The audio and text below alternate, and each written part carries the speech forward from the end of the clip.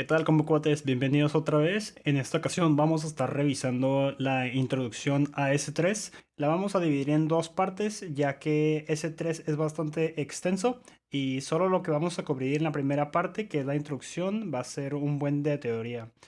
Dejaremos para la práctica la siguiente sesión. Muy bien, planteemos un problema. Necesitamos una solución para almacenar datos de la nueva aplicación que estaremos lanzando en Francia.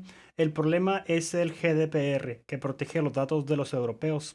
Entonces, necesitamos que los datos se borren automáticamente después de 30 días de estar almacenados. Y para el que no lo sepa, el GDPR simplemente es un método de protección de Europa hacia los usuarios, que significa que ellos pueden optar para que su información no sea almacenada por proveedores de algún servicio o recolectores de información. Muy bien, la solución que usaremos para esto sería el servicio de S3, Amazon Simple Storage Service. S3 es un servicio de almacenamiento escalable, altamente disponible, que ofrece seguridad y rendimiento y tiene una interfaz que es muy fácil de usar.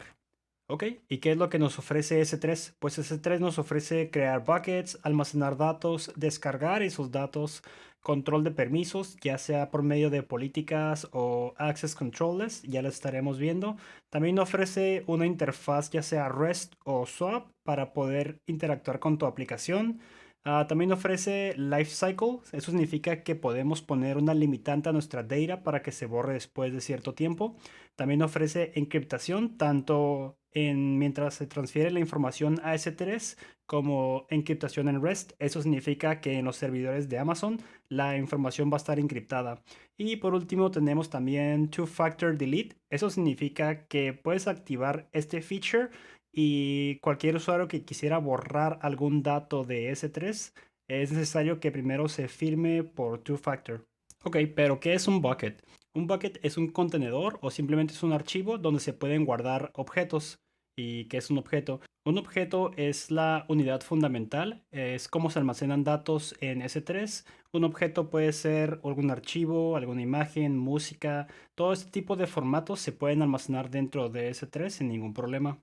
También tenemos las keys o llaves. ¿Y a qué se refiere con esto? Esto es simplemente un ID o un identificador. Es como S3 guarda la información para tu objeto y se compone por el nombre de la cubeta, el prefix y el nombre del objeto. Y el prefix es solamente el path o la diferente ruta para llegar a tu archivo dentro de una bucket de S3. Como conceptos también tenemos las regiones. Las regiones son algo importante dentro de S3, ya que pueden utilizarse para minimizar la latencia en la transferencia de archivos, ya sea si estoy guardando datos para ser utilizados en una aplicación en México, no voy a elegir el servidor de Tokio o de Irlanda para tener la menor latencia, voy a estar eligiendo el California del Norte. Otra cosa de interés es que quizás tu gobierno te pide algunas regulaciones para guardar tus datos. Un ejemplo podría ser que estamos haciendo una aplicación para China, pero China no quiere que sus datos sean guardados en ningún otro servidor que no sea su país. Entonces, aquí mismo podríamos aplicar para que nuestros datos se guarden solamente en una bucket creada en China. Por último, tenemos el modelo de consistencia de datos de Amazon S3. Lo vamos a revisar muy rápido. Esto significa que Amazon S3 brinda consistencia de lectura tras escritura para puts de objetos nuevos. ¿Qué significa esto? Simplemente es que ya que tú termines de escribir tu objeto a S3, ya sea tu archivo, tus fotos, van a estar inmediatamente disponibles para que los puedas descargar o mandar llamar en tu aplicación. Y también la consistencia eventual para puts que sobrescriben o deletes.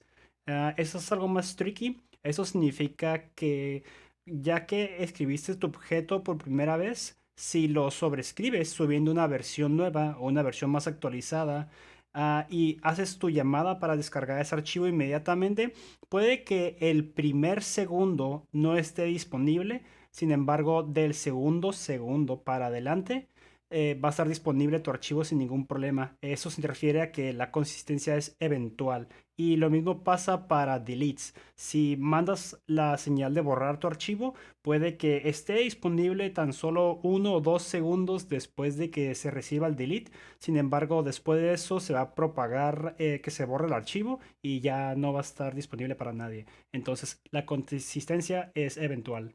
Dos cosas muy importantes es que los nombres de las buckets en S3 son globales. Esto quiere decir que si alguien ya usó un nombre para una bucket, tú no lo vas a poder tomar ya que se crea un DNS a esa bucket. Entonces todos los nombres de las buckets son únicos, nunca puede haber repetidos.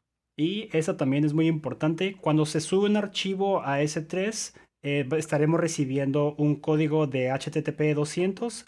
Entonces, S3 nos ofrece diferentes tipos de almacenamiento para nuestros datos y vamos a revisarlos en este momento.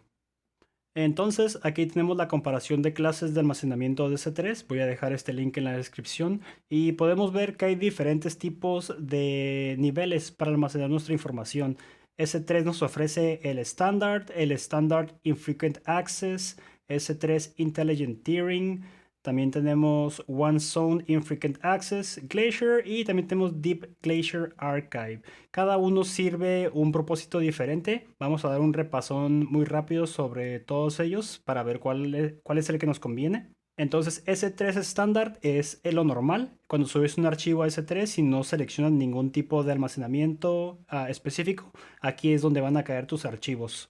S3 siempre ofrece 11 nueves de durabilidad. Esto significa que es muy raro que tus archivos se lleguen a perder en caso de cualquier tipo de falla. S3 también nos ofrece una disponibilidad de 99.99 y esto es debido a que Amazon, cuando tú subes tu archivo a S3, este lo copia de manera redundante a otras dos availability zones. Entonces, en dado caso de que una AC se vaya a caer, tus archivos siguen disponibles en los otros dos centros para que no tengas ningún tipo de problemas.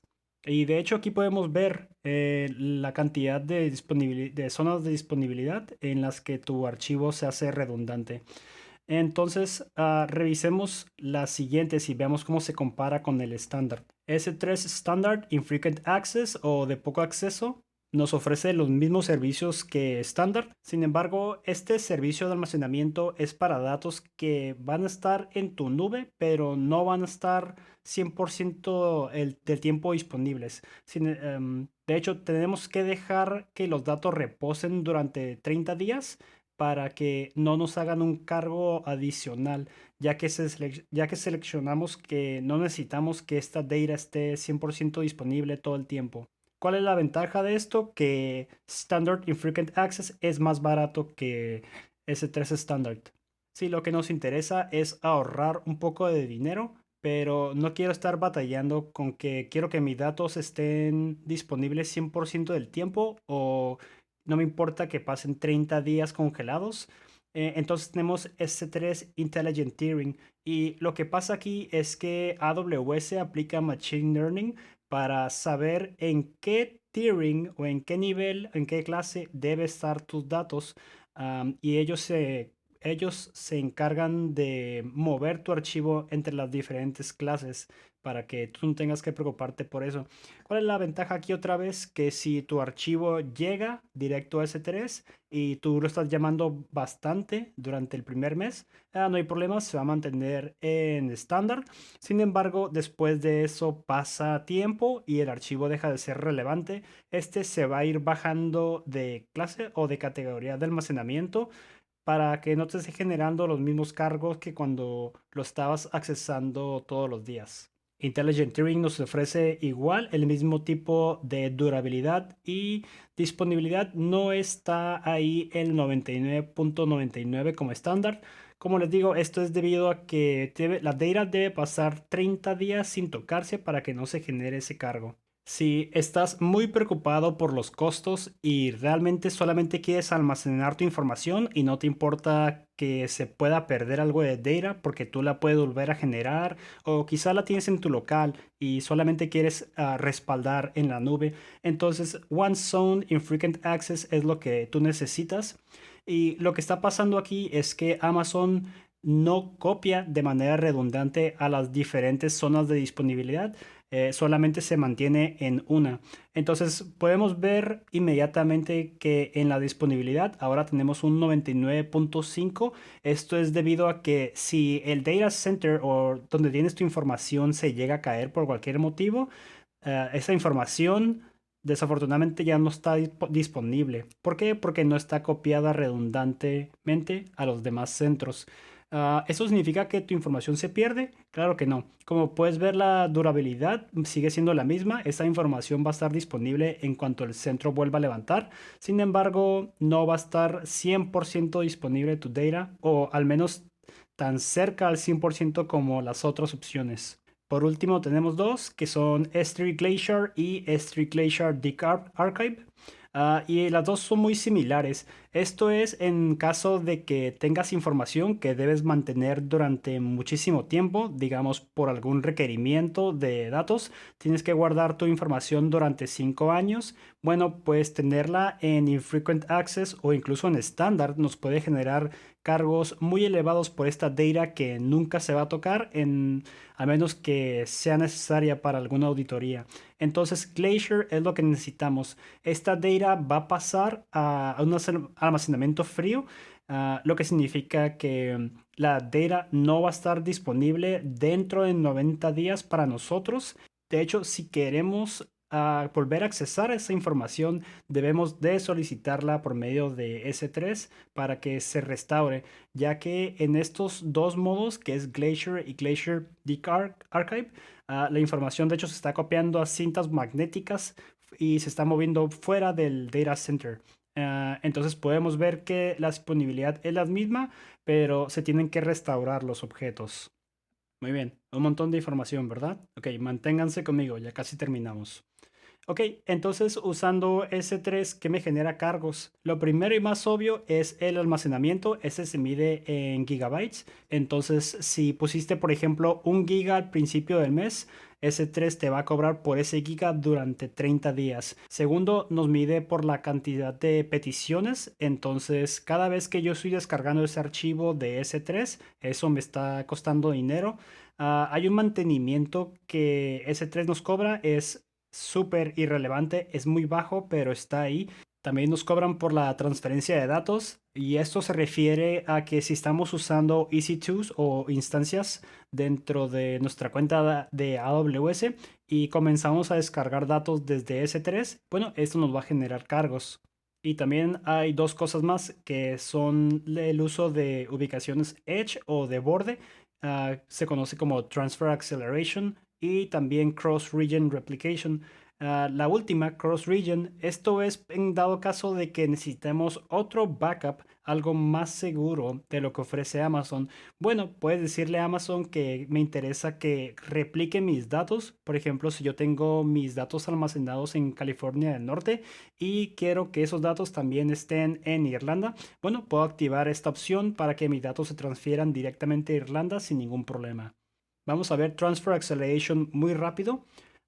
Lo que este feature significa es que vamos a estar utilizando las Edge Locations o las localizaciones de borde para subir nuestros datos. Vamos a hablar muy rápido de ellas. Las Edge Locations no son Availability Zones ni tampoco son regiones, son data centers que están más cerca de los usuarios fines.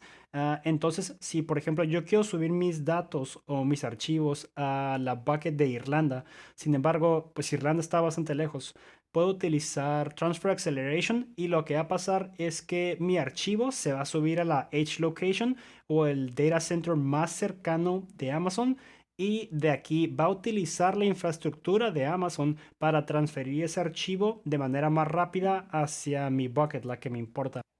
Muy bien, veamos algunos ejemplos de qué nos puede costar dinero en Amazon. Les dejaré el link en la descripción. Aquí podemos ver qué es lo que Amazon nos cobra por utilizar su servicio. Entonces, primero que nada, nos cobra el almacenamiento, como ya dijimos, nos cobra la recuperación de datos cada vez que hacemos un get, incluso un put o un delete. También nos cobra por la transferencia de datos, como ya dijimos, transferir datos entre regiones, entre nuestras instancias EC2 o incluso descargarlos también nos cobra, porque no solo nos cobra por el request, sino por el ancho de banda para descargar los archivos. Y por último, como había mencionado, nos cobran algo de mantenimiento por usar el servicio. Para ver un ejemplo de los cargos, vamos a visitar el FAQ o el Frequently Asked Questions de Amazon, y esta es una página muy recomendada el día que vayas a hacer tu examen de certificación, ya que esta página contiene muchísimas de las respuestas para las preguntas que aparecen en el Solutions Architect. Y aquí tenemos el ejemplo. Simplemente nos está explicando que Amazon nos cobra en la cantidad de gigas por hora, y ya que se llegan a sumar todos estos, se hace una operación dividida sobre los días del mes. Entonces los invito a que visiten el FAQ para que revisen el ejemplo, está muy interesante, y hay otros más, incluso para transferencias de datos si les interesa. Y para mantenerlo corto y sencillo de digerir, vamos a dejarlo aquí. La próxima sesión vamos a estar revisando S3 en la consola para ver qué es todo lo que podemos hacer.